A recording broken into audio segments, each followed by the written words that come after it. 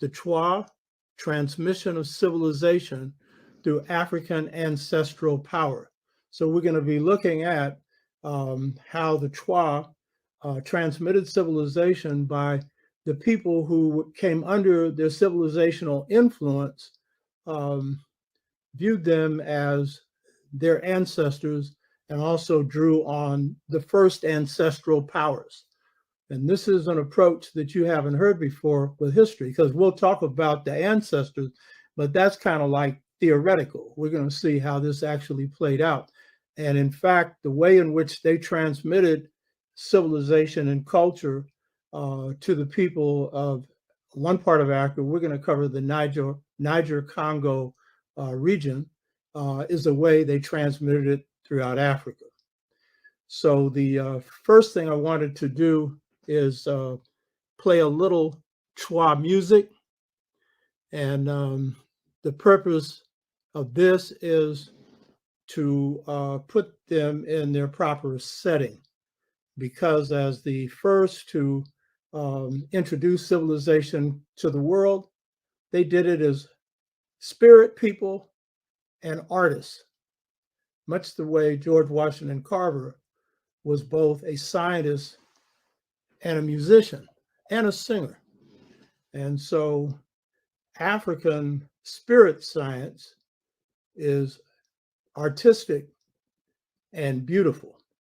And so we see in African civilization, music is a part of every part of African life. And you will note that it's a part of every part of African American life and African American culture. And in fact, it is the cream of the culture. It is the icing on our new African cultural cake. And so the Chua, their music really conveys much about their spirit and their civilization. So let's hear a little bit of Biaka Chua music. And thank Brother Lawrence Freelo for putting this on.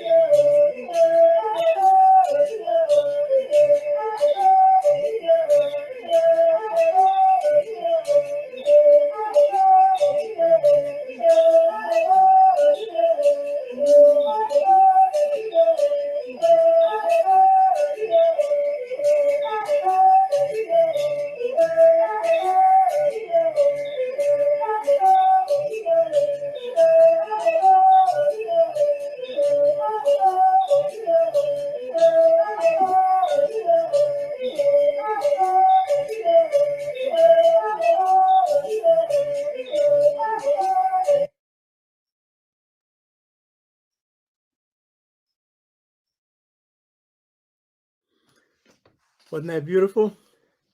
That's the music of the Aka Chua, and this is a group that we're going to be talking about today. And I wanted to play that music because the Chua are the mothers and fathers of civilization. Um, and music is, and the art form of a culture is generally the highest expression of that civilization. And this is the first music of the world. And you can hear from this music, this is the music of the birds. This is the music of the water. This is the music of the breeze, of nature, nature music. And it's healing. And as I've quoted many times before, because I think it's a great quote, as Fool's Crow, the great holy man of the Lakota say, God's a sucker for music. All people are that have any kind of ear. I see Lady Mosley, and I see Brother Ugawa, Lao Tzu, Cosmic Upload, Lady Soul, and others. And Lady Mosley and her man just got to see a great blues performer, Catfish, who got him a Grammy, a young brother coming straight out of Mississippi. If you want to understand the roots of New African culture, if you want to understand the roots of the art form that African Americans have created, that is the global art form and the global culture of the world, then you go back first to the foundation of it, and it's the Chua. And then you go to the Yoruba, Sante, Dogon, Bambara, Kemet, all of these others that are the offsprings of it. And so I would call this spirit music, healing. You hear me? Healing for the heart, healing for the soul. And what's interesting is that the Chua give birth to civilization. The Chua give birth to the world's first culture, the culture of the world, both for Africa and for the world. And what's interesting, because I'm going to do a few comparisons here, the African in America has created a global culture and a global art form, and it rests on an African foundation. And the foundation that it draws from in America, the United States, is the spiritual blues. And then from the spiritual blues comes the blues, comes jazz, comes gospel blues, comes rhythm and blues, comes funk, soul, hip hop. You understand? All flowing from one source. And that's just the art form, but it's coming out of the culture. It's the tip of the culture. It's the icing on our cultural cake. It's the thing that brings beauty, the whole culture, in a society that has too much ugliness. And so we're dealing today with the Chua transmission of civilization through African ancestral power. And it's their beauty, the beauty of the people, God's first people, that gives birth to the beauty of African cultures and the beauty of African people. And I would say that the most important legacy, there are many legacies that Chua leave us and that African people leave us. And in the midnight of hell in this country and for Africans around the world, I would say the heart and soul of this legacy for human beings, the heart and soul in one word is kindness. And they are the preeminent manifestations of kindness on this planet. And some of our people, we're lucky to get kindness every now and then. Some of us, the little bit of kindness we get in our lives sustains us for the rest of our lives. And then some of us have been privileged to receive a whole lot. And so these are the people of kindness, much more. But this is the heart and soul of civilization, not skyscrapers, definitely not your weaponry or your techniques. It's the quality of your characters. And these are the people who possess the highest characters on the planet to this day. And so wouldn't they produce a music? Wouldn't they produce a dance? Because they generally would dance to their music just as we do. That is, they're singing and they're drumming. So wouldn't the people who have that kind of beauty reflect it in their art? So these are the artistic mothers and fathers of humanity.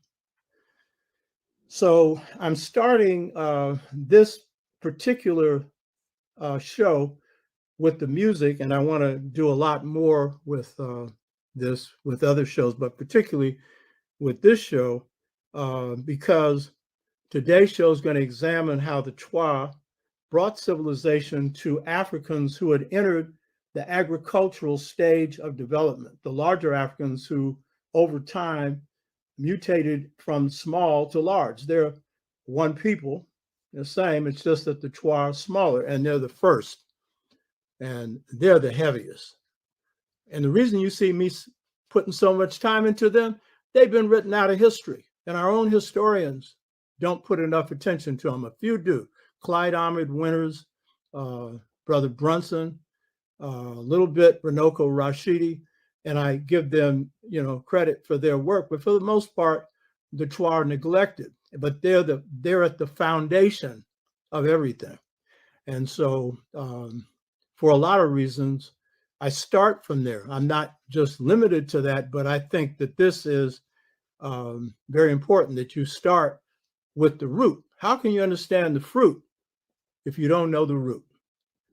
We're all a fruit of Africa. But what's a root?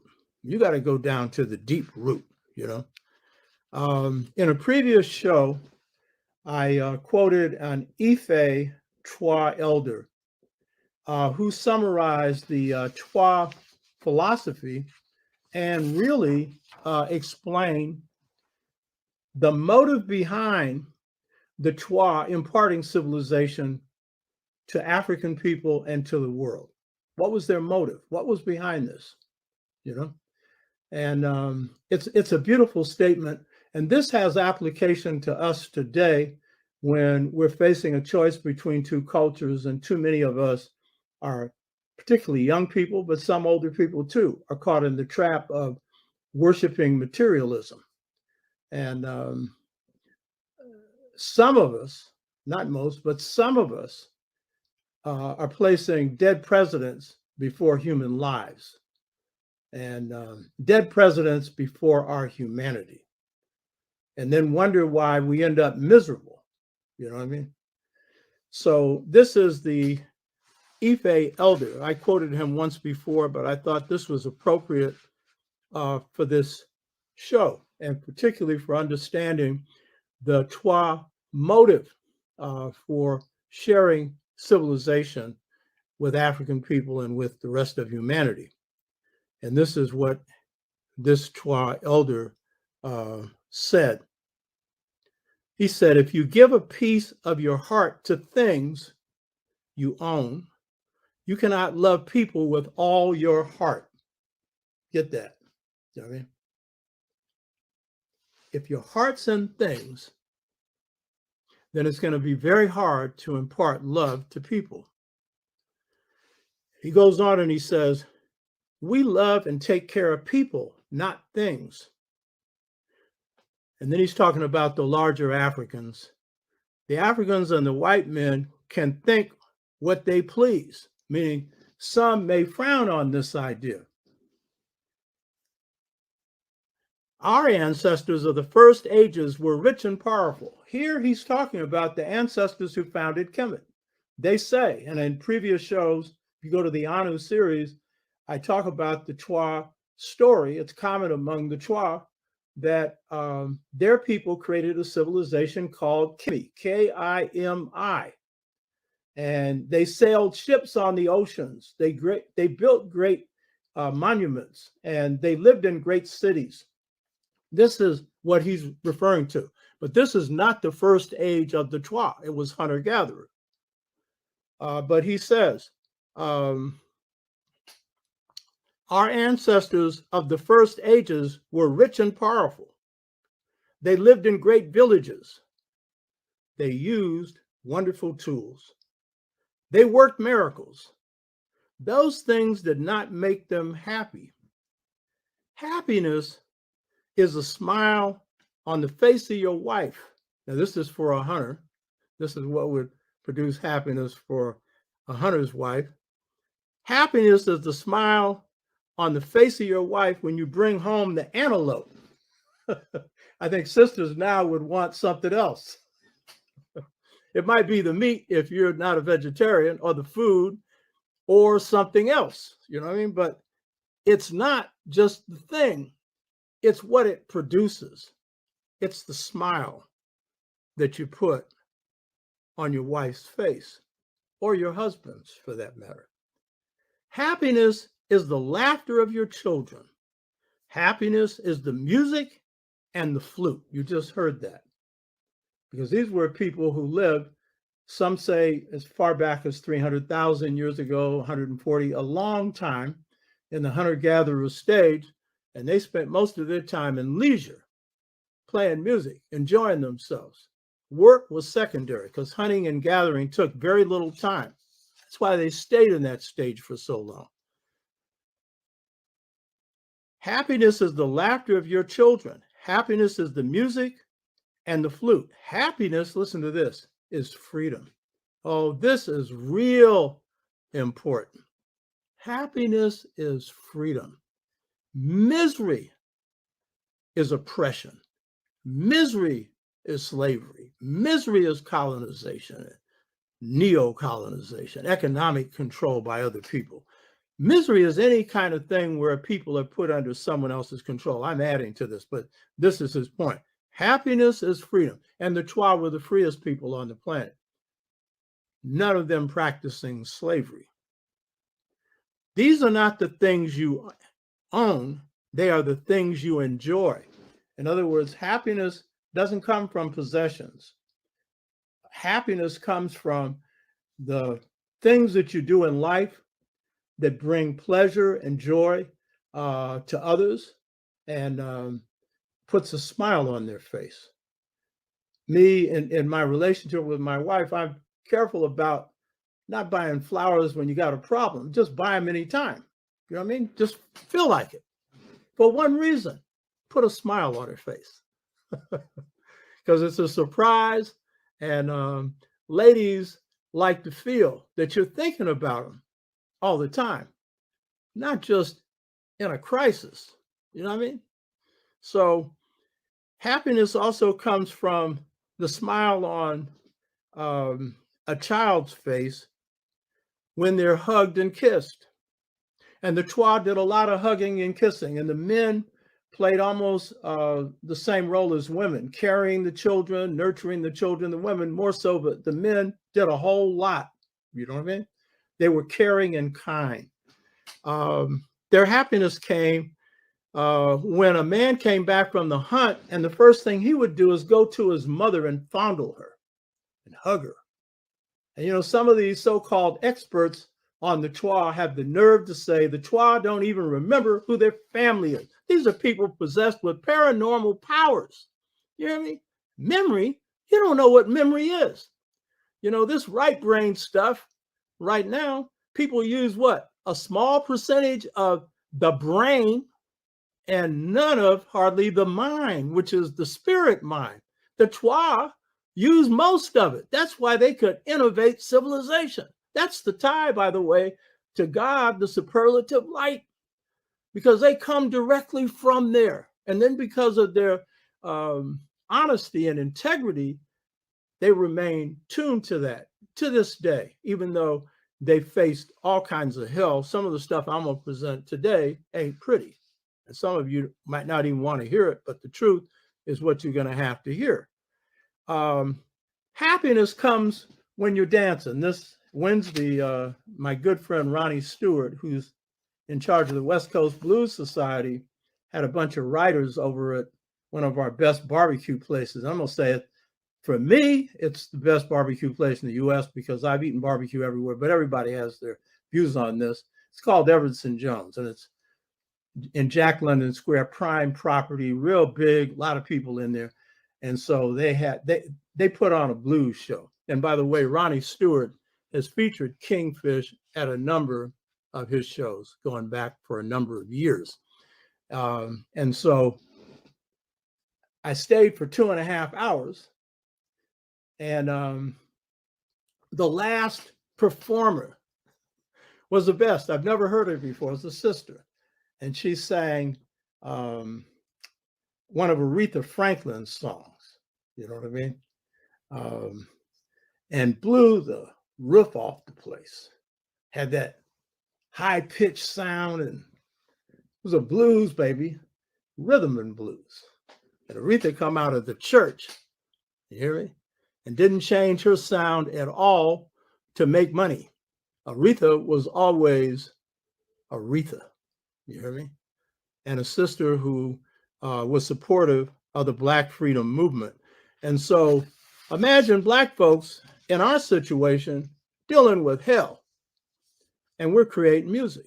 We're creating an art form that is perhaps the most beautiful art form on the planet. Imagine that, out of ugliness.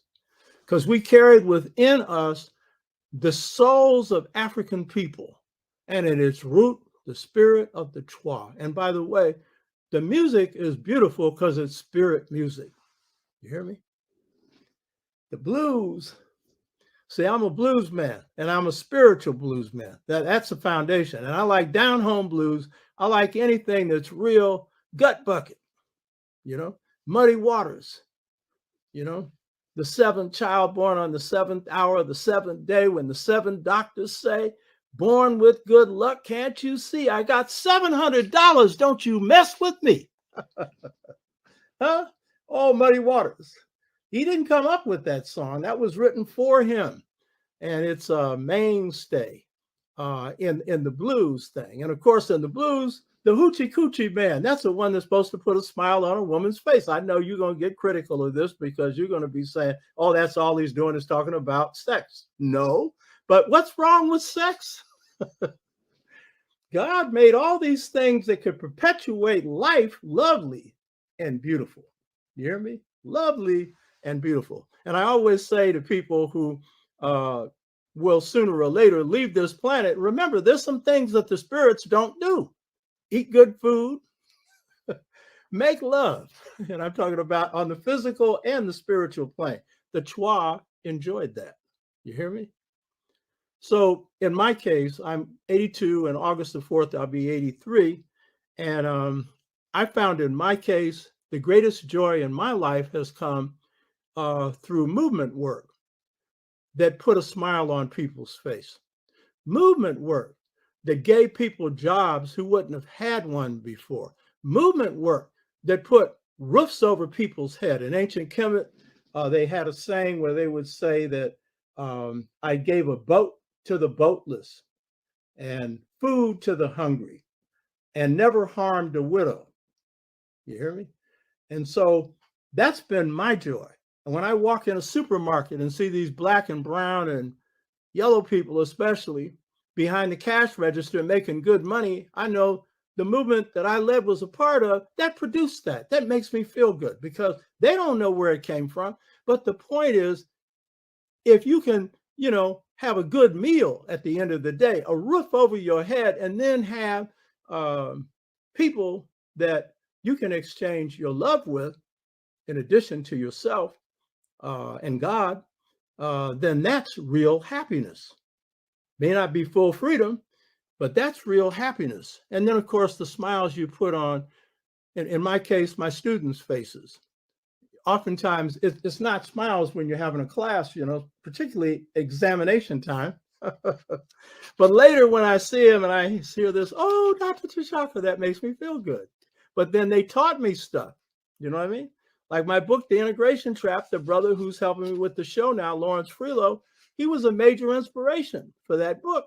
And he was one of my students and is now helping us with the technology, along with Brother Ogawa and others,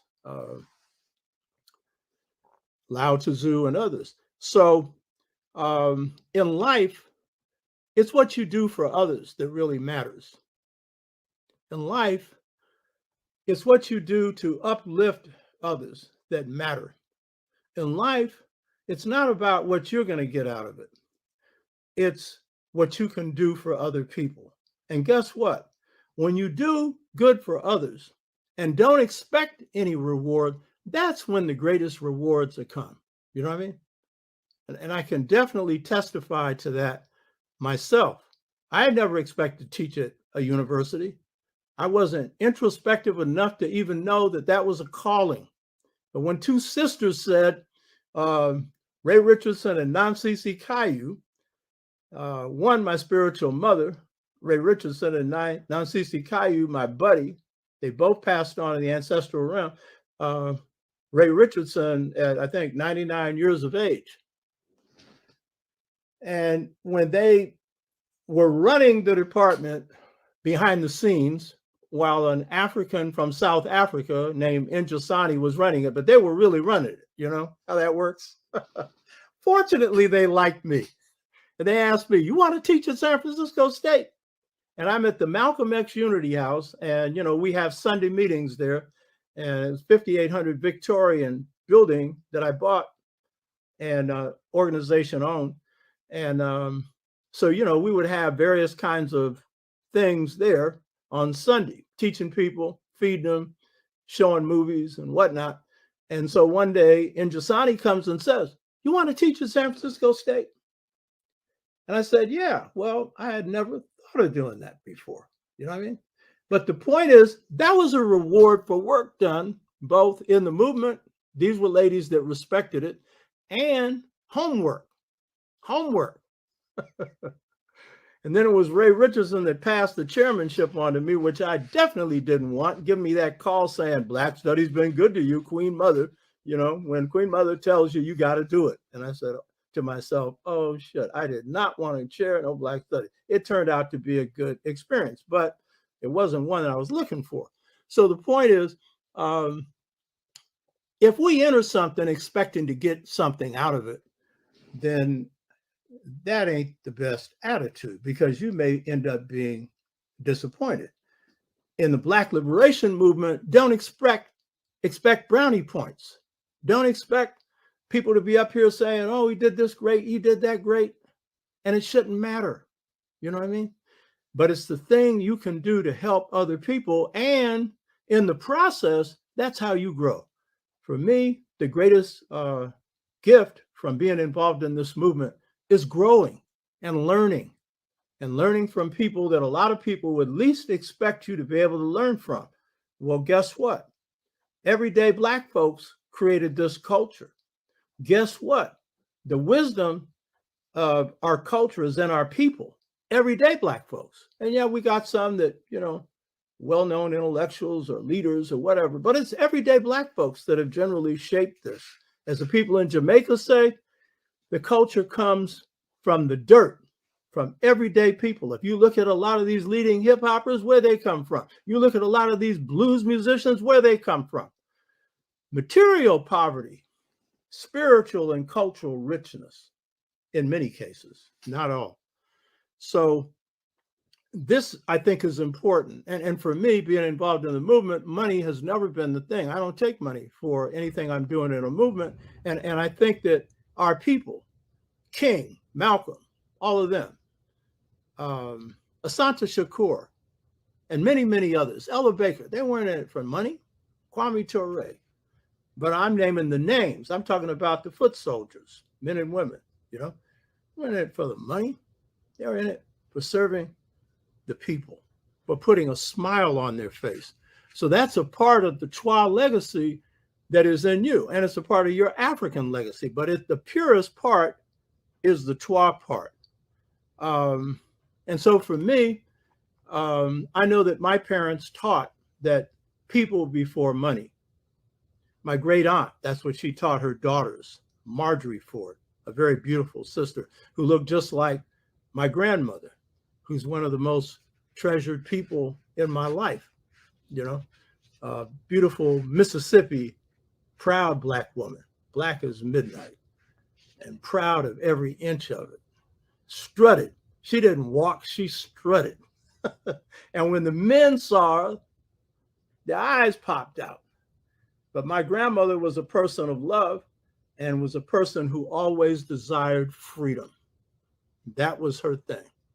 And she gave me a lot of support because of that commitment that she had all her life. So in my life, you'll never hear me say I love anything material.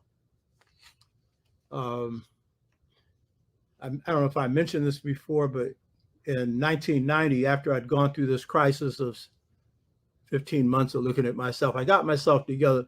My wife and I, my first wife, went to Africa, you know, and we came back. And I told my wife, you know, hide that key, because I had got a 300ZX sports car. It was black. And we were taking care of my sister's niece. And I did not want her to get that sports car because she didn't know how to drive and it'd be a mess. And so she hid it. Well, she's a Scorpio. My first wife was. And my sister's daughter is a Scorpio. These are people who are good at uncovering secrets. So she found the keys, got in the car, and drove it. But she couldn't drive it very well. It was a stick shift. And there was a funny way you had to work that shift to make, you know, the shifting to make it work. And so to disguise what she did, she ended up scratching the car and leaving it 2 or 3 blocks away. If you know anything about black paint, if you scratch it, you have to take all the paint off and repaint it. You know what I mean? So when I came back, she's given this story about it was stolen. That's what she was trying to make it look like. You know what I mean?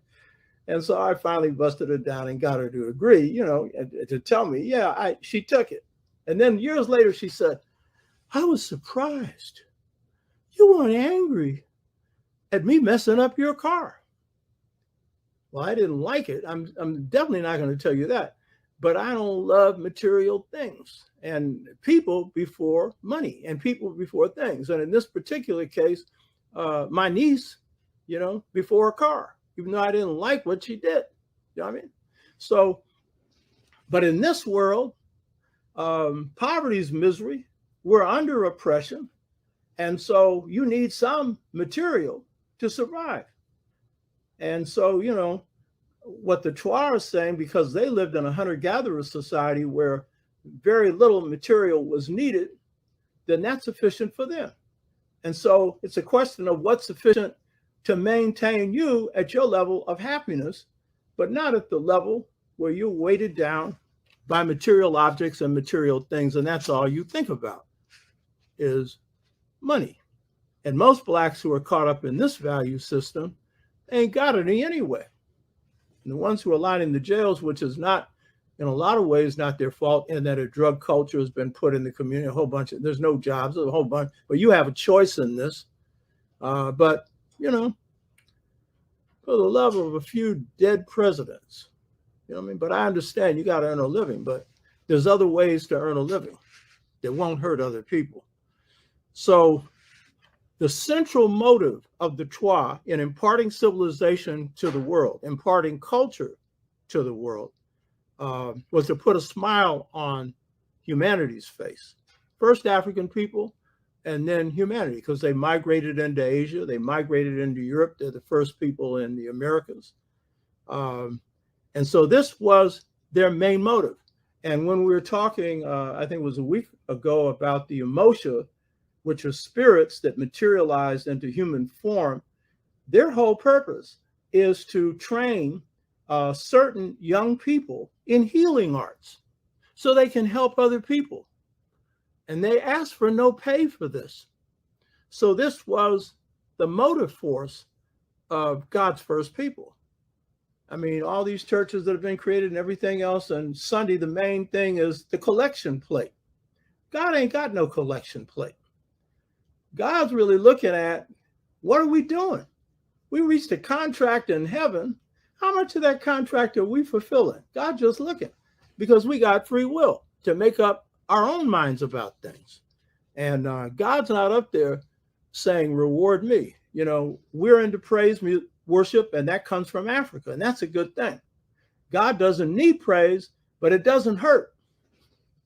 It doesn't hurt because God is seeing that you haven't forgotten the force, the light that's inside of you.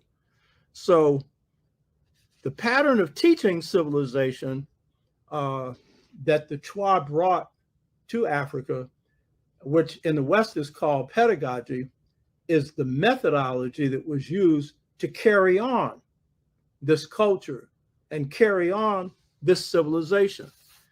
So historians generally recognize that there's a monogenetic basis for the origin of humanity, meaning humanity has one origin, and it's agreed that origin is in Africa. And we also have ancestors that precede humans who are also African, going back millions of years. But the human Homo sapiens sapien ancestors are all traced back to the Chua, Biaka Chua, and the Kung and the Kalahari Desert. And it can go back as far as 300,000, according to mitochondrial DNA, 144,000 years, give or take 10,000 years. It goes back a long way. So we have a common origin for humanity. We also have a common origin for culture, African culture, and African civilization. And African cultures share common cultural unities. There are some differences, mainly if you're dealing with Islam, for example. But even in the case of Islam, in West Africa, Islam had to conform to African culture. And so a Bambara who's a Muslim is a traditionalist, particularly those who are the teachers who are passing the culture on. And they learn the tradition in the same way that the Dogon do, through a Dunaso, table of signs. And so even when you have Islam, Islam has to conform to African culture, especially in West Africa. And one of the real indicators of that is the high regard that African women are held in African Islamic cultures, many of them, including the civilization of ancient Mali, where women were held in higher regard than men. That certainly isn't the case in Arab Islam or much of the rest of the Islamic world.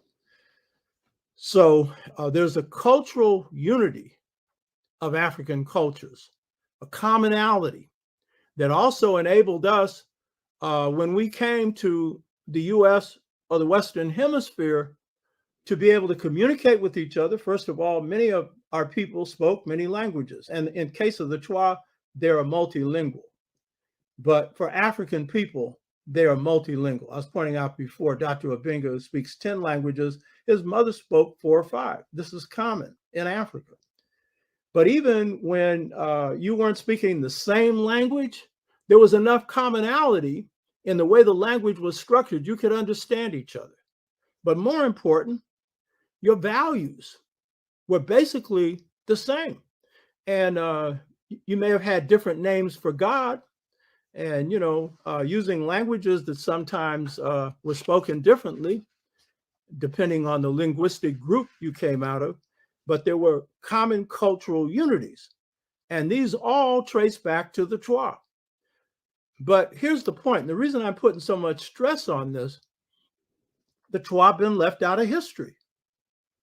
And so when we're looking at ancient African history, if there's any discussion of this, if you read a history book, it's prehistory, and they'll talk about artifacts and stuff, but there's no real connection being made between the civilization of the world's first people and the civilizations that follow. But doesn't it stand to reason that if humanity has been in one state, a hunter-gatherer state, for as long as maybe 300 100,000 years ago, or 144,000, or somewhere in between, that most of that time was a hunter-gatherer stage, then wouldn't it be true that human beings who come out of these people would manifest cultural qualities, civilizational qualities that had been practiced for the longest period of human history? Wouldn't this be in their cultural structure, deep structure, wouldn't it? And generally, you'll find this unity, but no explanation of where this unity comes from. And so, what are some of the common cultural unities? I've been really stressing this thing on God, because the conception of God as infinite force outside of space and outside of time, the totality of force that's distributed, a part of which is distributed to everything that God creates, animate and inanimate, four-legged, two-legged, whatever, spirits that can't be seen. This is a common understanding of African people. And it is the common understanding that Africans carried into the Americas and into the United States. Spirit is at the top of all African cultures, spirit. And that's the force of God. And it's in you. You hear me? It's in you. So this is a cultural unity. Chua and African culture all follow this. And I pointed out before, Kemetic civilization is basically a spirit-based civilization. There's a commonality in African culture around associating wisdom with the light. And that wisdom is seen not as something that just comes from information you receive, but it is bringing out the light that is within each human being. And that light ultimately is God, and it is the aspects of God that are in us, the Ka, the Ba, we talked about this before, your destiny, your soul, all these different lights. We are lights, all human beings are. And so this is a common feature of African culture, that when they view wisdom, they're viewing it as a light that dwells within each of us. And so their educational systems are about cultivating the light, far from the Western educational system. So this is really the source of ancestral wisdom as well, as we'll see. First ancestors all over Africa are viewed as the ultimate primary source of wisdom. First ancestors, because they're the ones closest to God. So in all cultures, all African cultures, when you, for example, are being initiated into educational systems, and most often these are oral systems, whereas in the West, you're going to be tested and be given a written exam. Here, whatever skills you're learning, ultimately, when you're talking about what the source of those skills are, you will always refer to a master. My master taught me this. You'll see me doing this, because this is the thing in African American culture. This apprenticeship system was carried to the US. John Henry Clark was a product of it. 12th grade education trained by masters. And so one of the people you hear me cite is my master, John Henry Clark said. You know what I mean? Or my master, Dad, little Jacob Carruthers said. And a master of humility, and a tough master too. Put that voice on you with me when we be talking. He said, well, you asked for it, didn't you? That meant a critique. You know what I mean? Huh? But again, ancestral wisdom. These are people connected to elders who were wise. But in African culture, the Bambara, for example, they call it chain of transmission. And so knowledge, whatever you're being trained in, if a blacksmith, whatever your skill is, a priest, whatever, a priestess, you will be trained by masters. But then who do the masters cite? Ultimately, they go back to the first master. And the first master is the one who had contact with God. That's their source. And so then if we're looking at this for African humanity, who's the first ancestor? It's the Chua. You hear me? They're the source. And we're going to see as we get into how the Chua transmitted civilization to African people. I could go into Asian stuff. If you read the Integration Trap, I cover that. But today I'm focusing on Africa. This is the source. Now for us, like you get a PhD, your source is the books you quote. I want to stress my book, Return to the African Mother Principle of Male and Female Equality, is considered a classic because it comes from the source of God. You hear me? And I'm not saying that for any other reason than it's true. I'd like to be able to say, I was so smart, I came up with this on my own. I really don't care how I came up with it as long as I got it. But to get it from God, what a treasure, what a pleasure. And so people will say, oh, your thesis. A thesis is a theory. A theory is a guess. It's operating on this linear logic. The vision of the just society that the mother principle reveals comes from the light. And so it's a whole truth. It's no theory. And it's based on the practice of the Chua. You hear me?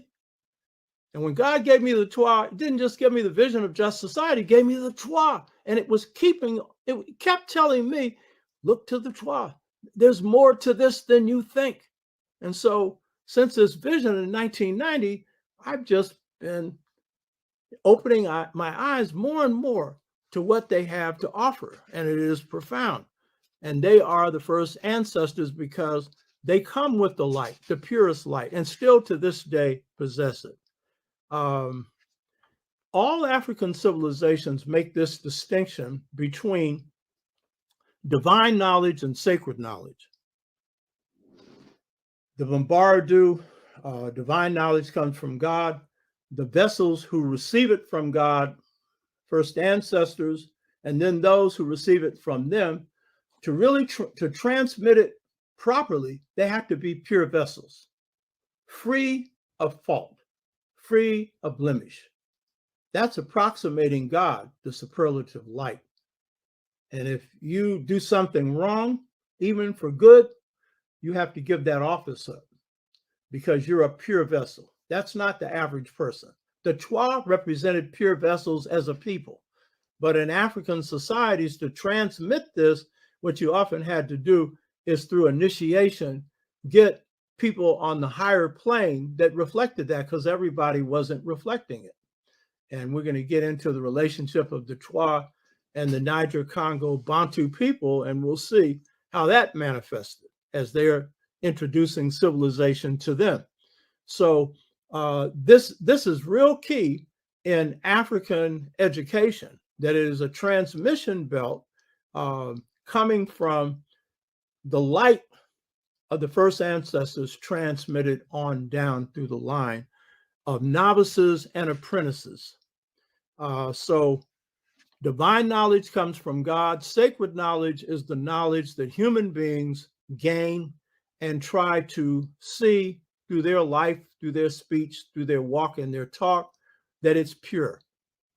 And that's where the power of this knowledge comes from, its source, a pure source. Now, African cultures, all of them place a primary value, and African American, African Caribbean, Africans, wherever they are, because our cultures come out of this, place a primary value on speech, on the word.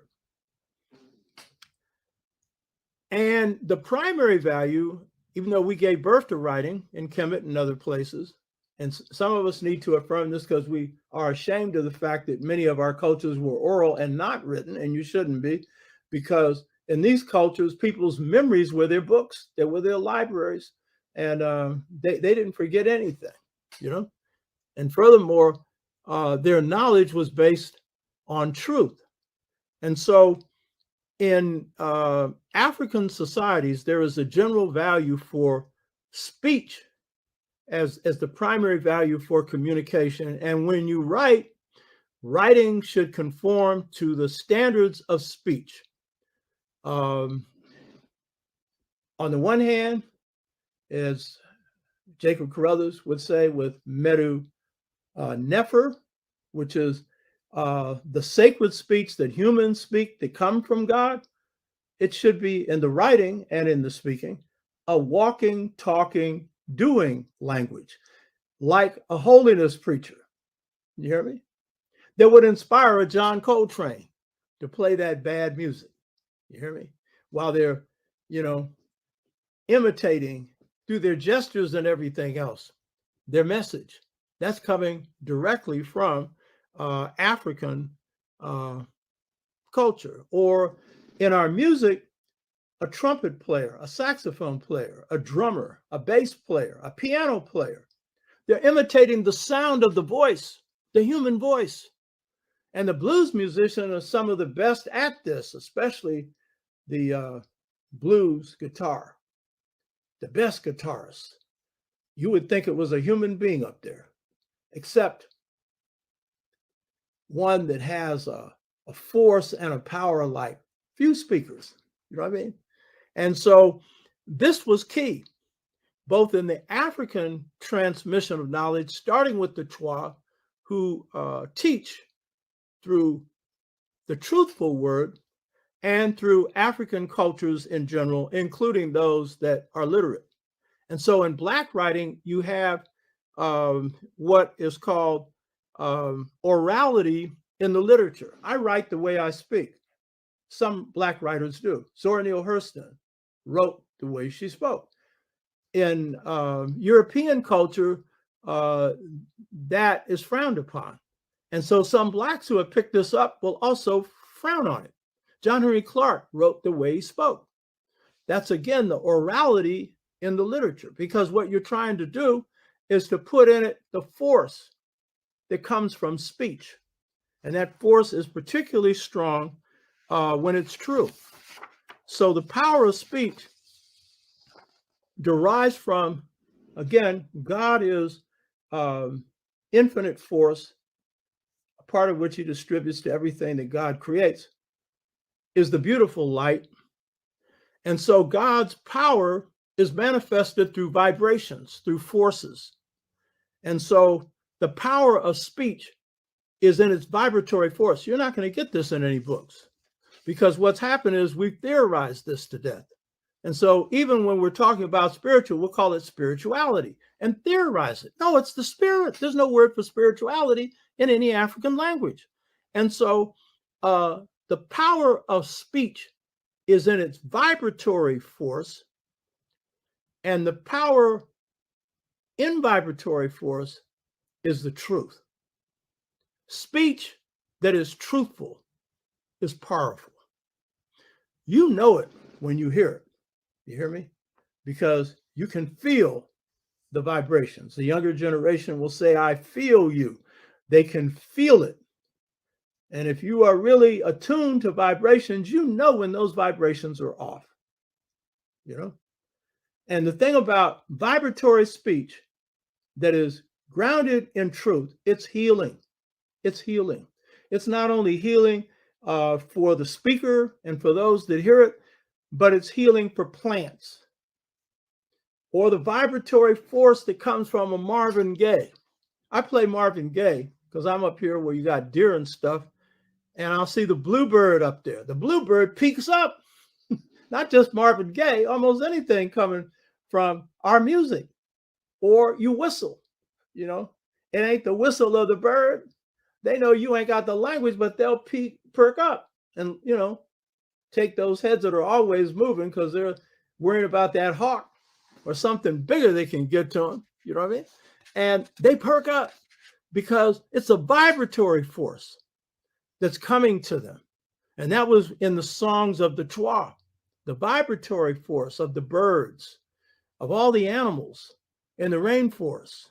You hear me? So this is a cultural unity of African people. And we carried this into the Western Hemisphere. We carried this into the United States. So when it comes to the transmission of African culture to African people by the Chua, what I want to do is look at the Niger Congo region and the Bantu people in particular, who were the people who the Chua civilized in this area. Now, the Niger River is the largest river in Africa, 2,600 miles long. It's the longest, going northeast to the Gulf of Guinea. And it includes the areas of Sierra Leone, Guinea, and other border areas in the West African area. The Niger Congo speaks to a linguistic group made up of Mandi, Chua, Bantu, Congo, and Gur, G-U-R people. So these are a variety of different people who speak this language group, Niger Congo. The Bantu people are Central and Southern African people, Central Africa, the Congo especially. And their language group is spoken among the Bantu, the Congolese, the Luba, the Kikuyu of Kenya, Swahili, and other speech groups. So this is a fairly large grouping of Africans from whom many of us are descended. And so in looking at the role that the Chua play in civilizing the Niger Congo Bantu people, you're going back 7,000 BC in the beginning, or even earlier, and then at a certain period, 2,000 to 3,000 BC, when this interaction takes place, but it can even be earlier. And so this is an interaction between the Chua, who innovate agriculture, and who larger Africans, as Africans begin to grow in size and stuff, they pick up this agriculture from the Chua, and these are Bantu people. And by the way, Bantu includes Zulu people, which is my namesake, Shaka, coming from the Zulu. So it's the oral tradition of the Bantu people. And by the way, we usually neglect oral tradition. We're always looking just for the writing. And so then that really wipes out African history. And especially when you have Africans who are trained in history, the jellies in West Africa. They're trained at the feet of masters, and they're the masters of eloquence. The book, I don't know if any of you have read it, Sundiata, an epic of ancient Mali, written, it was recorded by the statements of Niani. Niani recorded this, but it was a jelly historian, in this case, the historian of the royal court, who was giving the history of Sundiata, better known as Sundiata, the great warrior king of Mali. Now, there are two statements on African and African-American history that I found to be the most eloquent. Malcolm X on Afro-American history, and Sundiata, an epic of ancient Mali. These are two just absolutely beautiful, magnificent statements, but they're statements given by a jelly who is a Malian historian, who, as a historian, has had to know the lineages of most of the people of Mali, and particularly the royal clans. And so if you neglect this kind of history, then you're neglecting the history of Africa, much of which is oral and has been maintained. And you're just going to go for bone fragments. And you're going to go for what anthropologists and white historians and some Black historians trained by them say, with a little bit of literature, the Arab literature or whatever. And that's important, especially in Kemet, where you, particularly in dynastic Kemet, you've got a lot of writing you can draw from. But the point is, for most of Africa, you got to go to the oral tradition. And again, that's the cultural unity of Africa. And check it out.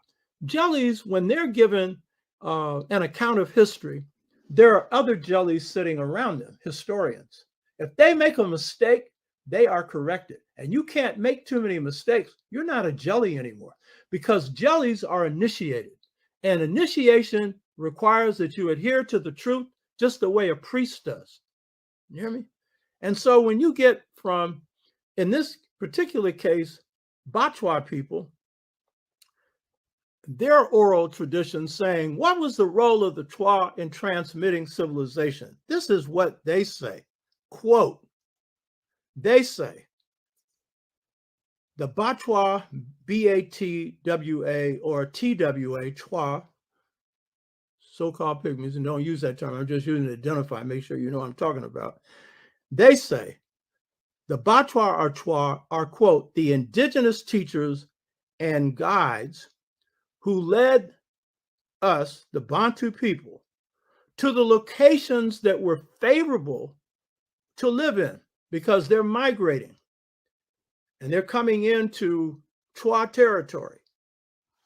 And they don't know the first thing about living there or living in a certain kind of state at all. And so they say indigenous teachers, the Chua were indigenous teachers and guides who led our people, the Bantu, to locations that were favorable to live and taught us how to survive in the previously unknown rainforest environment. And this is particularly true in the Congo, which is rainforest. Whereas the Kung is in the Kalahari Desert, the Congo rainforest. And a lot of agricultural Africans are afraid of the forest also, for a lot of reasons. None of them got too much weight to carry on them, but afraid of it because of the spirits and so forth. So it's the Chua who introduced the Niger Congo Bantu people, because these are Bantu people coming from these different regions, to civilizational skills. And get this straight. It is after the Niger Congo Bantu people undergo transformation through the Chua that they move from a wild to a civilized state. So get that. Get that, because that's the meaning of civilization. So according to the Bantu, these are some of the things that they were taught that were basic. All moral teachings and teachings, also technical teachings in terms of how to survive and technology and stuff. But the first one was prohibition against incest. You don't sleep with anybody that is closely related to you, let alone your sisters or brothers or mothers or fathers. Out. You hear me? In the wild state, they had to be taught that. You hear me? They taught them, these are basic things, see? Because this is the early period where the Chua have invented agriculture, and you begin to see the development of larger people, and some Chua themselves moving into agriculture, while many staying in the hunter-gatherer stage. And so some of these larger Africans that come into being, they haven't been schooled in some of the arts of civilization. And so they didn't know how to make a fire. Chua taught them. They didn't know how to cook food. See, this is basic stuff here. You hear me? You want to talk about civilization? This is real civilized stuff here, right? Cook food. They didn't know how to domesticate plants, because it was the Chua that gave birth to agriculture, and it was particularly Chua women that innovated agriculture. They didn't know how to weave clothes. They taught them how to weave clothes, because some people think the Chua didn't have any clothes. Yeah. They taught them how to make pottery. And by the way, when you go into ancient Kemet, which is incorrectly called pre-dynastic, I've renamed it. I'm not going to go into that now. But when you go into ancient Kemet, one of the finds you find in this 10,000-year early history of Kemet are all this pottery.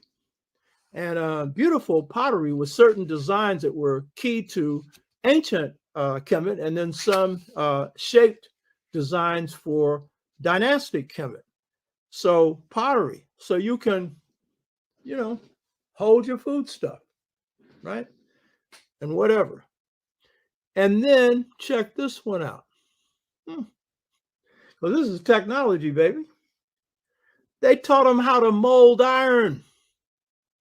And one of the most important trades in Africa is the blacksmith.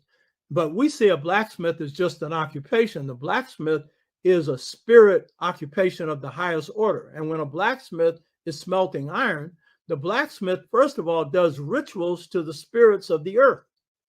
And a blacksmith is high up in the initiatory systems. When you're initiating people not only to the blacksmith order to become masters in the art of making tools and stuff, but in other areas as well, the blacksmith is high up in this area of mastery. And then, of course, there are many other things that the Chua introduced the larger Africans to. The Chua gave birth to democracy. If you read my book, The Integration Trap, Generation Gap, Caused by a Choice Between Two Cultures, I go into this in depth. They're the authors of democracy, not the Greeks. The Greeks had what they called democracy in a few city-states for a very short period of time, and democracy does not characterize the culture of most Aryans or Europeans. But the African, it's a part of our blood system. We have to have a say-so and stuff. That's why it's so hard to organize us. But if you get us together, you really got something. You know what I mean? And that's why our art form is heavily democratic, jazz. And it's an aristocratic, democratic art form, full of counts and dukes and ladies, right? But you get those titles because of your character in many cases, not always, but in many cases, and your mastery of whatever it is you play or sing, But once you get out on the floor, you improvise or you innovate. That's the democracy in it. That's at the core of our culture. Gotta have a say-so. We're the don't tell us what to do people. All African people are. I've told you this before. I joke with my wife and I tell her that my favorite blues song is Don't Tell Me What to Do. It isn't. It ain't got much to it. It's just I'm giving a point here that, we don't like to be told what to do. Some wives like to tell their husbands what to do, but they don't want the husband to tell them what to do. Some husbands like to tell their wives what to do, but they don't want to be told what to do. And the correct thing is neither one of you should be telling each other what to do. You hear me? We are both here with some good common sense. Let's just talk about it. Reach a consensus. That's the African way. You know what I mean? So the Chua introduced to the Niger Congo Bantu peoples civilization on many different levels, because there's many other things that they introduced them to. And the key thing is Chua women as gatherers in the hunter-gatherer systems, the Chua women were the innovators of agriculture. And it took a long time to innovate agriculture. And I don't think that they were particularly looking for an agricultural society. They were living in a plentiful society, the most plentiful society human beings have ever lived in. And they were taking care of themselves quite well, but there was experimentation going on all this time with wild plants. And that's what the sisters did. And they were the stable source of the food supply in hunter-gatherer societies. And by the way, it's very important to stress that the source of the high treatment of African women, children, and elders is Chua societies. And then it permeates throughout African societies. But there is no mistreatment of women or children or the elders in Chua societies. And there's no real war either. You know what I mean? No real war. Hunter-gatherers are just moving from place to place to find places to hunt. They're not engaged in warfare, but they are able to defend themselves. They have their, protection against bigger Africans and later against the whites. But basically, they live basically in peace as a people, as a civilized civil people. So it's in the gathering activities that Chua women begin to experiment, and particularly experiment with cereal grains. And the cereal grain experimentation wasn't easy, because basically you're choosing the right seed from hundreds of wild grasses, hundreds, and maybe more than that. And then you grow them in bulk, and it's a difficult undertaking to produce anything that's edible out of this in the way of grains. So we owe to African women the invention of agriculture.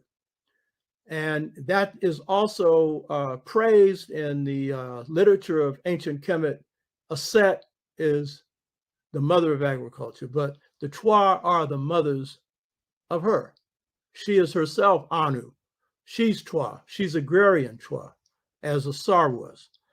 So to this day, African economies are primarily agricultural. And it's African women that are providing the food for Africa and being exploited under the colonial, now neo-colonial system of the West, and imbalanced relationships that develop between African men and women, where the crops of men, where men grow crops, because in most parts of Africa, it's the women who do it exclusively, where the crops of men will garner more on the market as cash crops than crops of women. So there's the oppression of women. And if Africa is going to be free, the African woman has to be free more than anything. Free her, you free everything. You hear me? Free her, you're going to free everything. And all this micro lending that they have, to provide a little money to set up businesses. The best investment is always proved to be African women. Why? Because when they get money for a business, it's going to a business. And that money is going to go for something that will help their children, for schools, for education, for clothes, for food, And so it's the woman. Empower the woman, you'll empower the man. Don't get me wrong. I'm not saying you leave the man oppressed either. But it's the woman who transmits culture. And if you've got a conscious and smart, educated woman, then what you'll have is a conscious and educated people. So the Bantu and other African people throughout the world, particularly people in Asia, in America, in Europe, they owe the origin of agriculture to African women. They owe it to them. And yet it's African people who are starving now, in many cases, living on $2 or $1 a day, and some not even seeing that much. And this is part of what has to be corrected. This is part of the point of this discussion, is how do you take what you can learn from your past and apply it to today to transform your own situation today and tomorrow. Now, a lot of people have trouble believing that the Chua created world civilization, that the Chua created African civilization. They have trouble believing it. And one reason is that today the Chua have been reduced to the lowest socioeconomic state of any African people on the African continent. And so people are associating their material condition with their civilizational skills. Now, the Chua already told you that they value people more than things. That in the hunter-gatherer society, they did not care that much about material things. There's a question here about, are the Chua pygmies? Yeah, I made that point before. The Chua do not like that term. That's a term that came from the Greeks. It means literally dwarf-sized people. They're not dwarf-sized. They're full-sized people. They're just small. They don't like the term.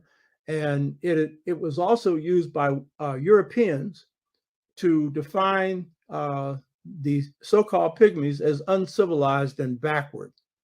And you'll see that that term has been laid on them recently. They still get that laid on them for other reasons. I'll go into that later. this is real key about the Chua, that their socioeconomic status, which is poor, and there's a lot of things that when I get further on, I explain this, that have put them in this position in this world, has then led people to question, well, how could people like this give birth to civilization? It's the same stuff they do with us.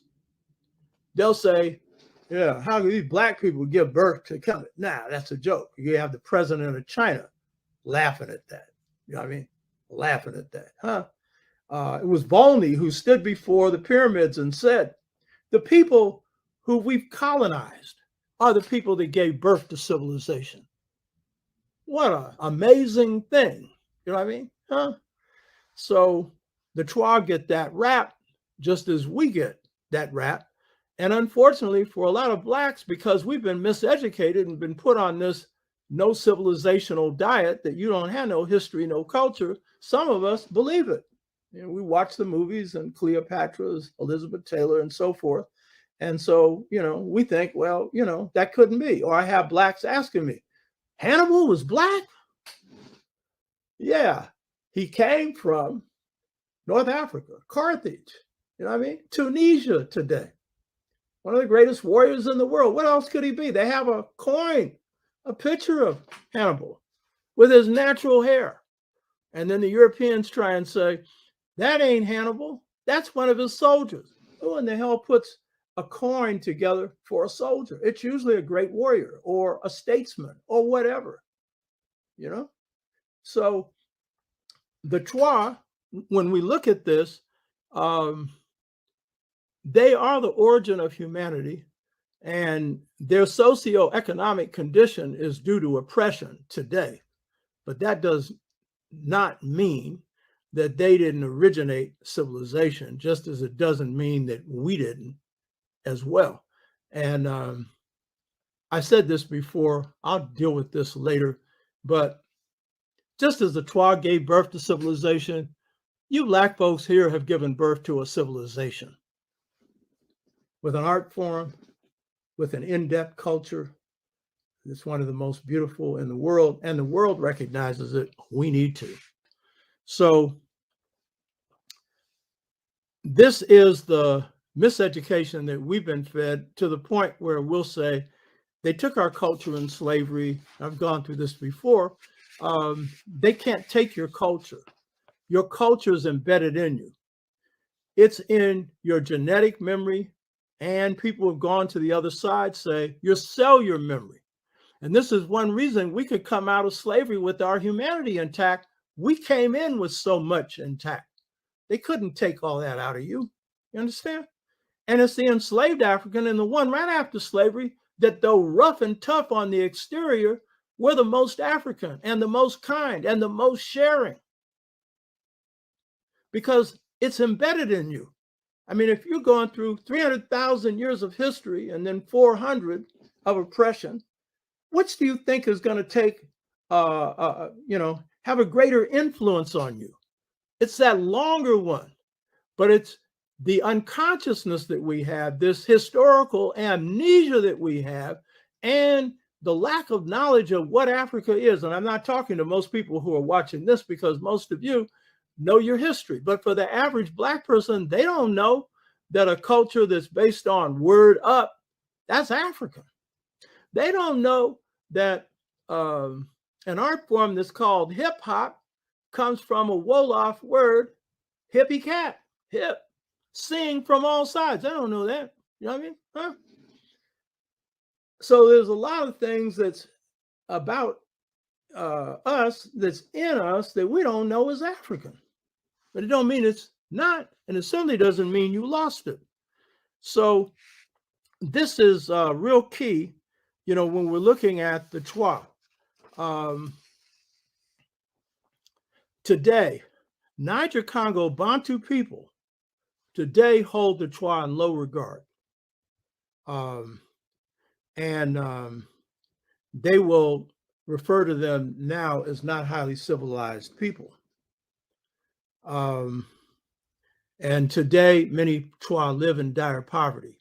And in the case of the Congo, many Chua have been eliminated through these resource wars that have been carried out in the Congo, where millions of people have died. In Rwanda, during the genocide of Hutu and Tutsi, a lot of Chua were murdered, and they had nothing to do with the arguments that the Hutu or the Tutsis had with each other. And of course, all of this had to do with the colonial mindset that led to this genocide. So the Chua are not living in the condition that they should live in, and they're not given the respect that they should receive.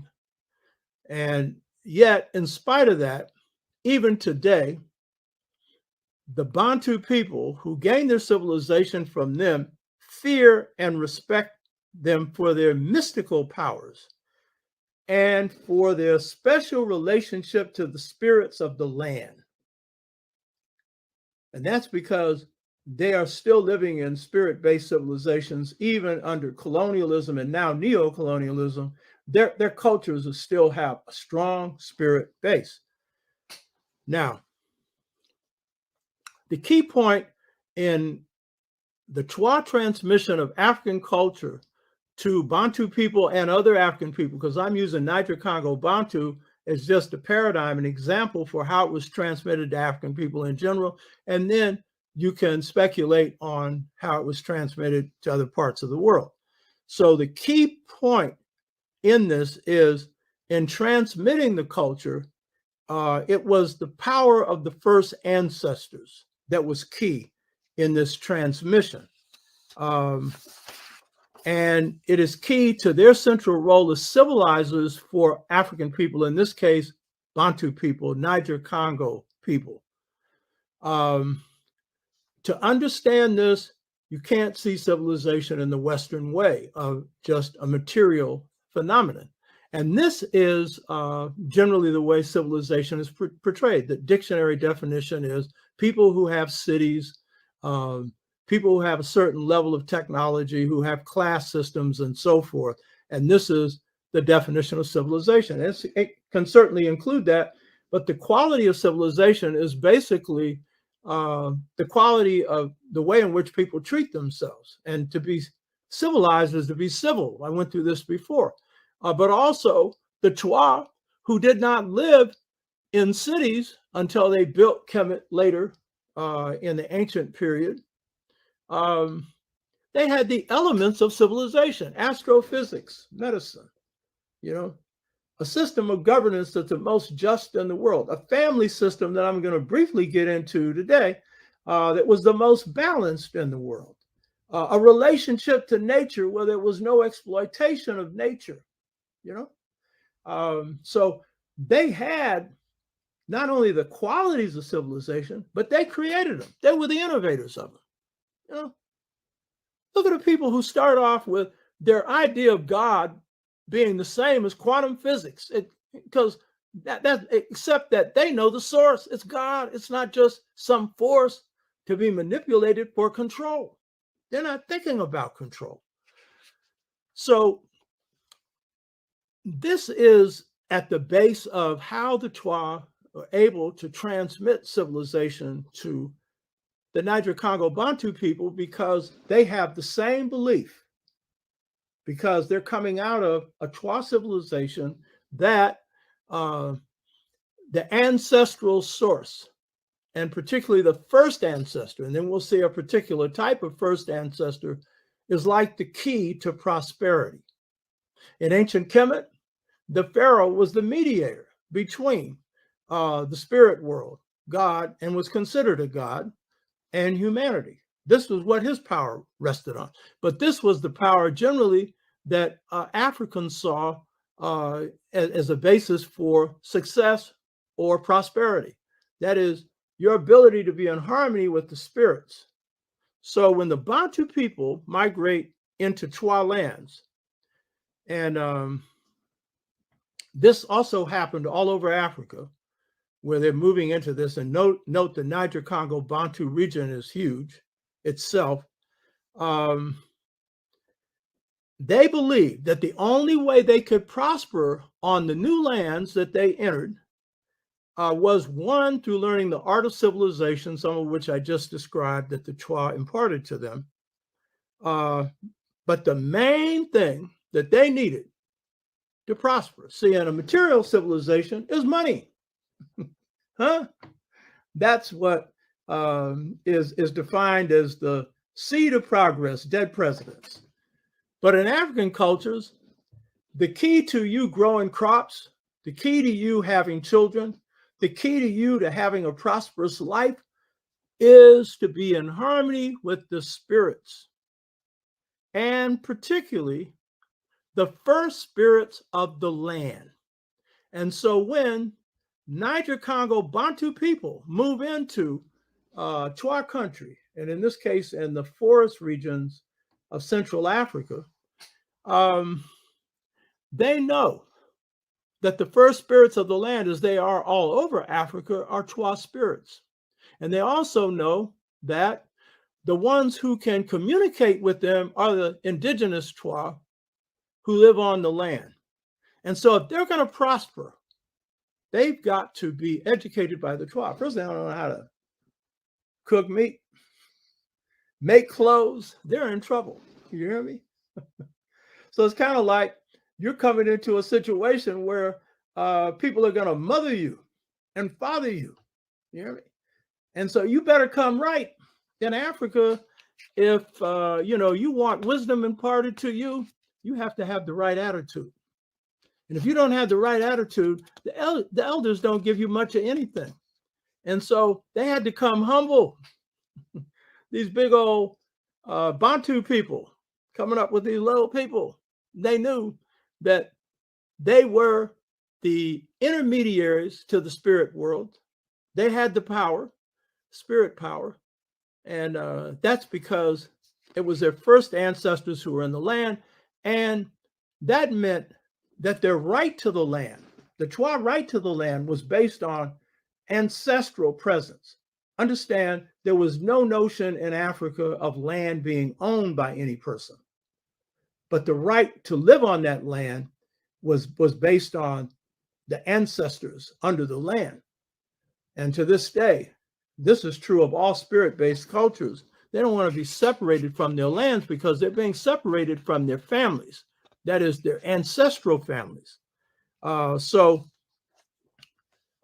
what the Bantu people realize is that the Chua who are living on the land are the intercessors, mediators, and mediums with the spirit world. And the last show we went through, the Queen Mother in Ghana, who was a medium for emotion, materialized spirits.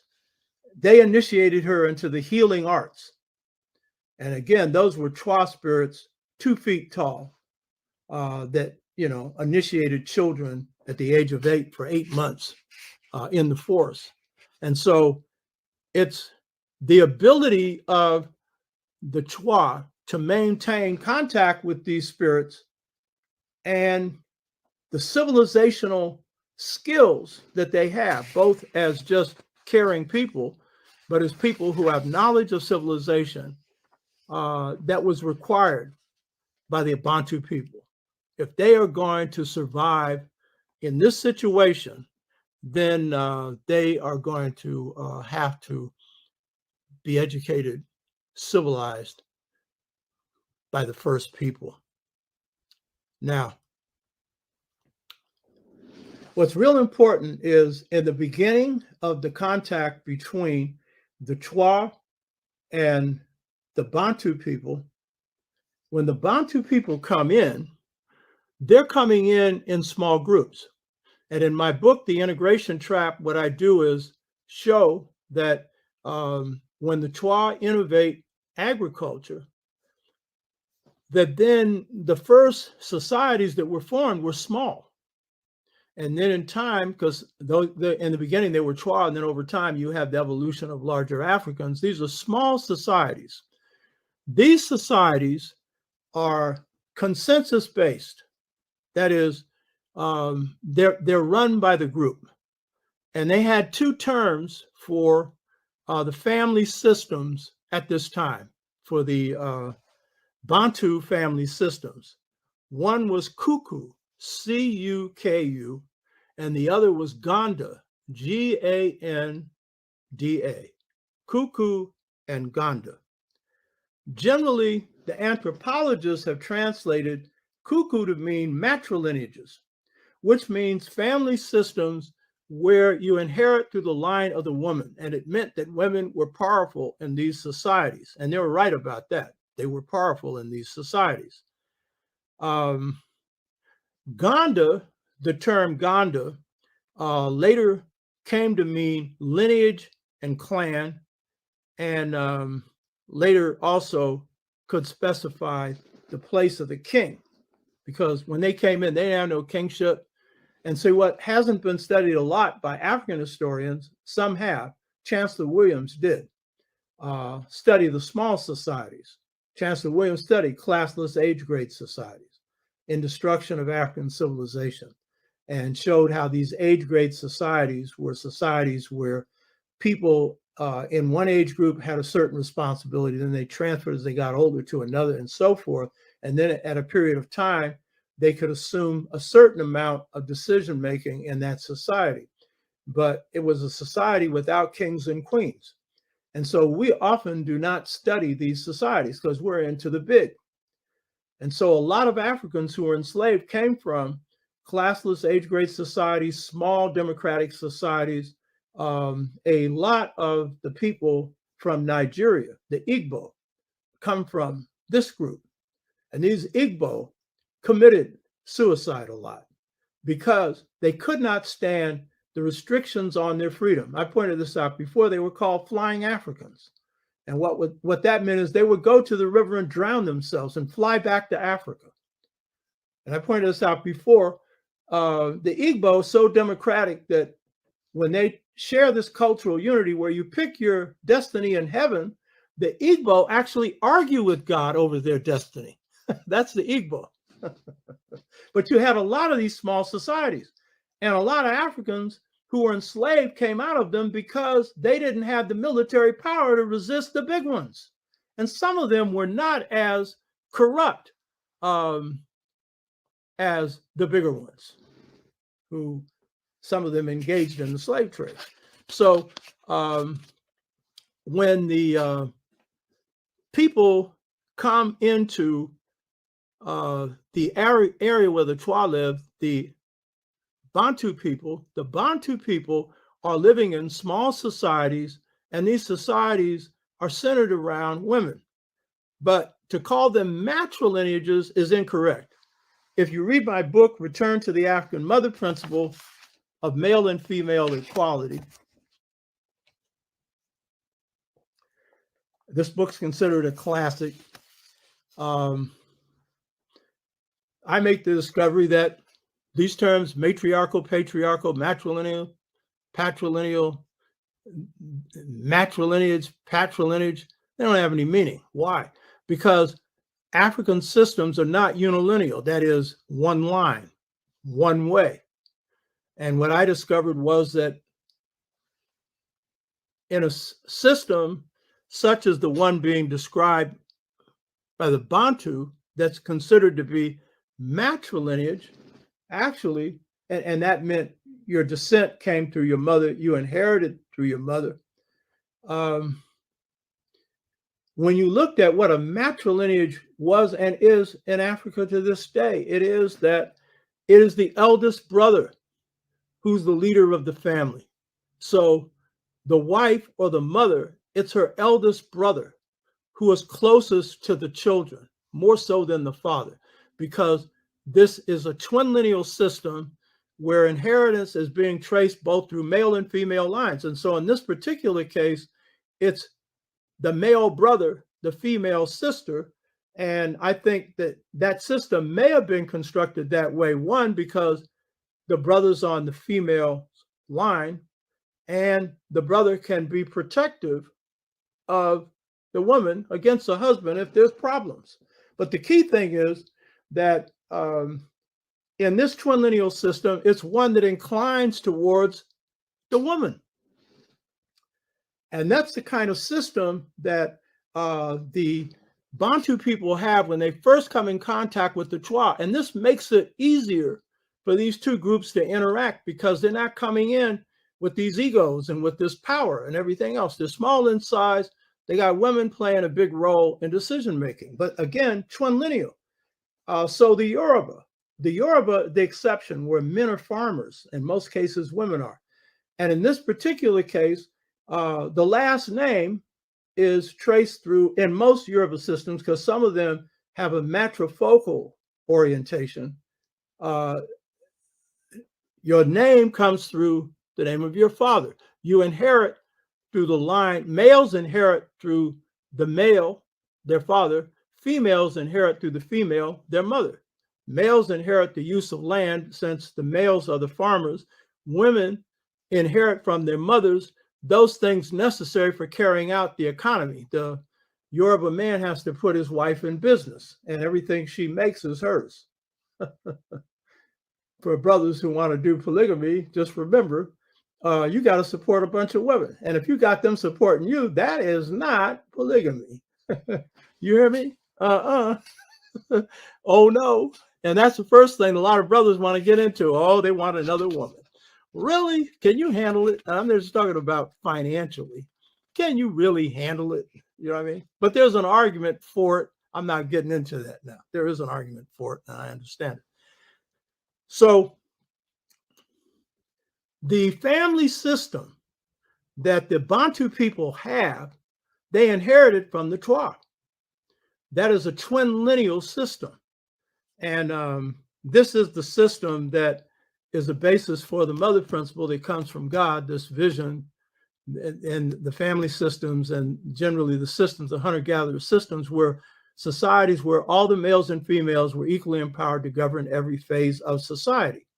So that was the system that the Chua already practiced. So they can deal better with people coming in with a cultural face similar to their own, since it came from them to begin with.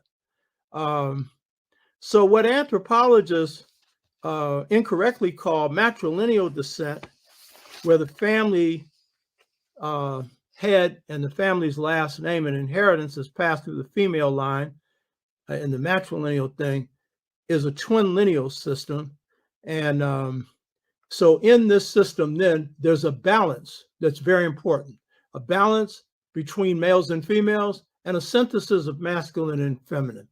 And this is key to how African family systems work. So when the Bantu people come to the Chua in the Niger Congo region, in the beginning, they were living in these small twinlineal communities that are equal, and with women having a lot of power on the Bantu side. So there's respect that is being shown on both sides, particularly the Bantu, because they're in a weak position. And if they don't get the favor of the Chua, they're in trouble. So over a very long period of time, the Bantu people showed respect to the Chua. In the beginning, they intermarried with them. And sometimes the Chua would come and live in the Bantu villages. Occasionally, Bantu women would come and live in the forest with the Chua. But the Bantu were students. The Chua were teachers. And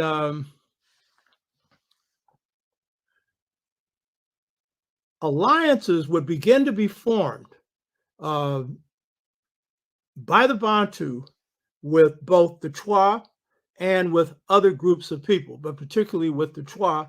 And these alliances were designed to promote economic prosperity. So the intermarriage was one alliance.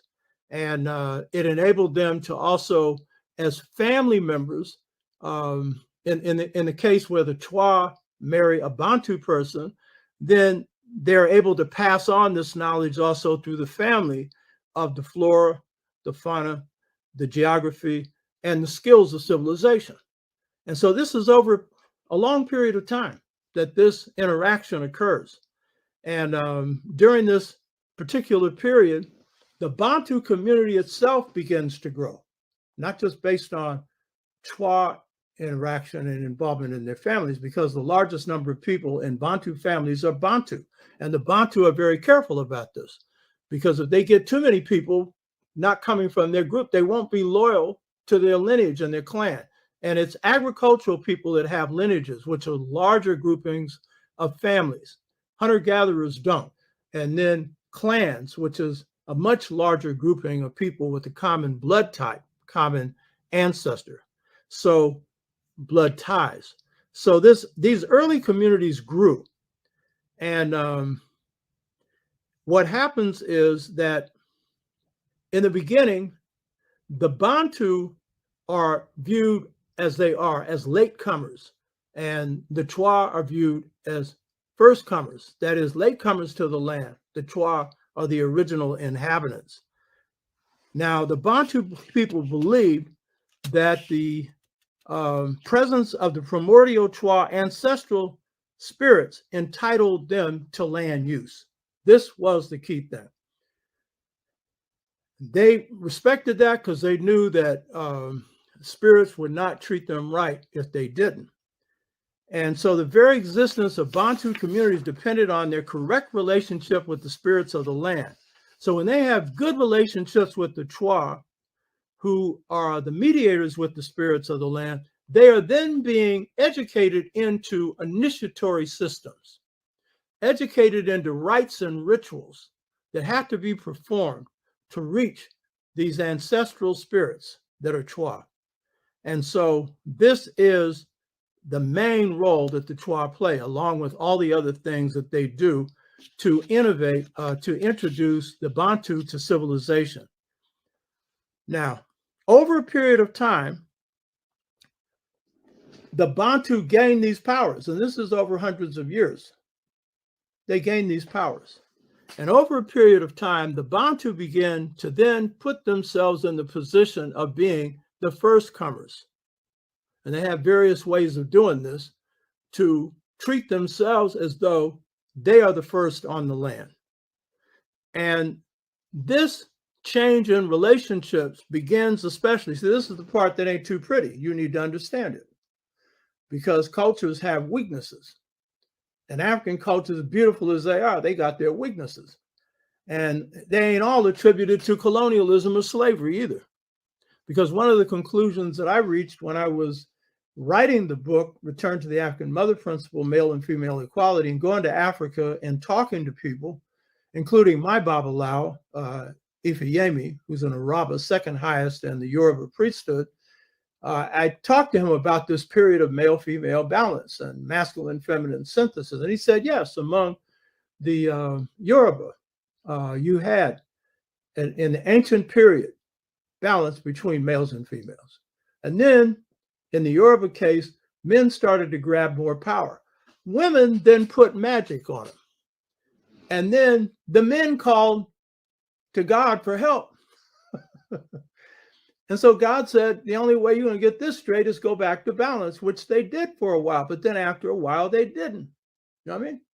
There are stories in the Niger Congo Bantu region about the Kikuyu, where the Kikuyu say that there was a period where the children's last name came from the woman, the mother, and women held the most power. And the men decided to get all the women pregnant at the same time. And at that time, they would take power. Now, that's unlikely. But the point is, what they're telling you is there was a period where there was a move by males to shift power away from females to males. The women insisted that the children continue to have the last name of the mother. So this is a compromise, but power is shifting. There's a kingdom in Ghana called the Bono Kingdom, B-O-N-O, and this precedes Asante. And I spent time in Ghana, going to villages, looking at this stuff, and so the Bono period, it's an ancient period of Ghanaian history where women ruled. Now, in most of Africa, women did not rule exclusively, nor did men. But in this particular case, they did. And there comes a point where war comes to Asante land. And at that point, the women don't show up for the war council. They said they all had a menstrual period. This obviously was not the case. But the point is, they felt that they were not equipped themselves to lead a war party. So then the men and women meet and they set up what's called dual stools, because in a Asante system, you have a Santahina, who is a king, a Santawa, who's a queen mother, and they sit on stools. And this stool system has to do with the origin of the Asante nation. So at this point, you could say it's a sharing of male and female, but it's actually shifted more to males. And so part of what's going on during this period, I think, is that as power dynamics change among these larger Africans, then relationships between men and women change, and relationships between Bantu people and other African people and the Chua change. And so in this particular case, in the Bantu case, what happens is that the term for compound begins to be, or Ganda, that term comes to mean king's compound. And it also means larger village. And what also happens during this time is the accumulation of a lot of wealth. This is a real key point. And with the accumulation of surplus wealth, remember what the opening Chua said, we don't place a value primarily on material things. The primary value is on people. And so what's happening is power shifts are occurring, because as these villages get larger, you have little kingdoms and stuff, little power games are starting. And so it's during this particular period that the Chua begin to see the Bantu people showing a face that is not hospitable. It is a power face. It is a face where they now are moving to displace the Chua as the central agents of civilization. And so now beginning to create mythology that they are the bringers of civilization, and then beginning to designate the Chua as being uncivilized. And whereas before marriages occurred between Chua and Bantu, now they're prohibited. And Chua began to deal at a distance with Bantu people, often providing meat and other things, bananas and other things, and in trade with the Bantu, but generally a place outside the village. You know what I mean? So this is the shift in power relationships. And this particularly comes through the stratification of these societies with power centers. And these struggles for power are really key for this. And what enables the Bantu to shift this power is that they have now gained ritual power. And so they have access to the ancestors of the land. And now, even though they recognize that the first ancestors are still Chua, they now feel empowered to go on their own and use Chua mainly for ritual purposes, while reducing them in terms of their status in society. And this is the nature of what happens when material things become more important than people. And that happened to an extent with Africans. Now, I'm not saying that the Bantu became totally oppressive. They hadn't taken on the mentality of Europeans. They had a communal system. They had some just things. But what happens then when slavery comes along and colonialism comes along, then that just weakens the whole thing. For Bantu, Chua find when they're dealing with Bantu, then they're dealing with people who are being pressured by the colonizers. So then the Bantu are pressuring them, and so this contributes to relationships that are not balanced, not equal, not respectful. So today, the Chua need to be viewed in their proper role as the creators of world civilization and the creators of formative African history. And we need to address the condition of their oppression the way Europeans address their issues. They place their issues on the top of the table when it comes to oppression. But the most oppressed people are people of color and African people on the planet. And generally, they are not given any due. And so the issue of the Chua needs to be raised, and they need to be supported as a people. Their paradigm provides the paradigm for saving the planet from ecocide. Their paradigm provides the most basic and fundamental models for creating just political and social systems. The group-centered leadership model of Ella Baker comes from this balanced male-female system. The Chua paradigm provides at its foundation the basis for reconstructing societies. Because when you're talking about all the males and females being equally empowered to govern every phase of society, that is a model for governance that is superior to this idea of checks and balances, the executive, legislative, and judicial. They're supposed to be the checks, when in fact the role of government in the Western world, and this is a system that's been adopted by much of the world, is to protect private property, and it is to protect big private property. And that was the whole point in the second treatise on government by John Locke. That's their system. And it comes in with the introduction of the idea of the land, the air, and the water being private property, which is an idea foreign to all African cultures, starting with the Chua. And so this whole notion of communal sharing and everything else, God didn't give the land and the air and the water to any one people or any person. It's the source of life. And so when you can have the richest people on the planet gobbling up everything, then everybody else is put on a $2 a day or $1 a day or no dollar a day budget. And so this is the basis for correcting this. Now, the key point I want to make here is what I'm talking about here, this is a new school of history, because it's going to the very foundation of human and African history. It's hooking African history up with its roots. And generally, we're dealing at the high point of African civilization. So for example, ancient Kemet. Almost all the work is on dynastic Kemet, first dynasty. Arguments over did it occur in 32, 3300 BC, so forth. And we're dealing with dynastic Kemet. That's important. We should deal with that. Greatest civilization in the history of the world. But all historians say this.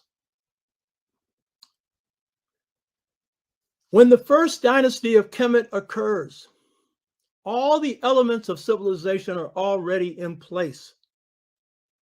That is, the civilization of dynastic Kemet, as they call it, was shaped in what is incorrectly called pre-dynastic or ancient Kemet. Most historians agree, Sheikh Anta Diop and others, 10,000 BC, starting 10,000 BC. We've gone through this in talking about the Anu. And so these Anu people, the great ones, they're the founders of Kemet on all levels of civilization. The only thing they didn't build was pyramids, but they built the Sphinx. Huh? So, if the early Kemites gave birth to Kemetic civilization, they happen to be agrarian Chua called Anu, why don't you study them? I'm not saying stop studying dynastic Kemet, but I'm saying, why don't you deal with the root? That's where all the creativity came from. Huh? That's my focus. And so when you leave the Chua out of history, you leave the root out. You hear me? And so then history is left dangling without a foundation. So the Chua give birth to formative African and world history. If we're going to understand the history of the Yoruba, the Asante, the Kemites, the Igbo, the Dogon, the Bambara, the Congo, many others, you got to deal with the root as the foundation of that. And the way in which civilization was imparted, the creators of that civilization. Now, some people would say, I don't see why it matters. They're Black, So what difference does it make whether Kemet was founded by Chua, or in this case, Anu, called Chua, or originally Chua? What difference? They're Black. Well, that's kind of like saying, let's just take this to another level. Let's say I'm an artist, I'm a musician, right? And I've come up with a composition. And someone else comes along and plays it and claims that it's theirs, but they're Black. Does it matter what color they were? It was yours. And in the case of civilization, and I think this applies here, we create a civilization in this country. Every effort is made by others to rip it off, right? Like at the foundation of the blues, you got blues festivals all over the country that are white, and got hardly nobody Black performing. Now, people will say, oh, they're taking over the blues. No, they aren't. There's not a single innovator in the blues that's white. And innovation is where creation occurs. And so we're not going to lose the blues just because some whites are singing it, and an average white person can't sing the blues. It's a language. It's kind of like mushmouth, where, who is white can sing the blues. And there's a philosophy behind the blues. It's not a sad or unilineal philosophy. I've gone through some of this before. So authorship's important, and we need to know the authorship. And so Kemetic history is going to have more meaning when we understand its foundation. African history is going to have more meaning when we understand its foundation. Global history is going to have more meaning when we understand its foundation. The Chinese, their civilization was founded by Anu people. First two dynasties, the emperors and empresses were Black. The yin-yang philosophy comes out of this, male-female, which is coming out of hunter-gatherer, though the emperors and the empresses were not hunter-gatherers. They had moved to the agrarian state. So, in concluding, Chua history is a basis for the cultural unity of Africa, and is the reason that there are a lot of cultural unity shared between the Chua and people of color throughout the world. And the fundamental basis for Chua civilization serves as some very important models for reorganizing societies today from just to unjust.